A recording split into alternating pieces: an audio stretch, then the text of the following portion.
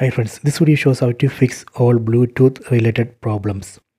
Bluetooth not working, not pairing or not connecting, all these issues. Please don't forget to subscribe this channel, please like and share the video. First go to settings, tap on the settings app icon.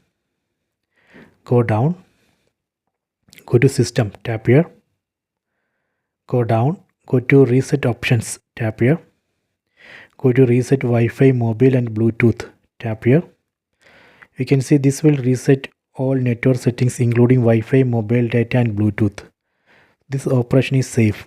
It will not delete any data from your phone. It will not delete photos, videos, apps, anything. It just reset only the Wi-Fi, mobile data and Bluetooth settings. Tap on this reset settings button. Again tap on reset settings. Done. Network settings have been reset. After this reset operation, you can go back, then try to connect a Bluetooth device. That should work. So this way we can fix all Bluetooth related issues. I hope you have enjoyed this video. Please check it.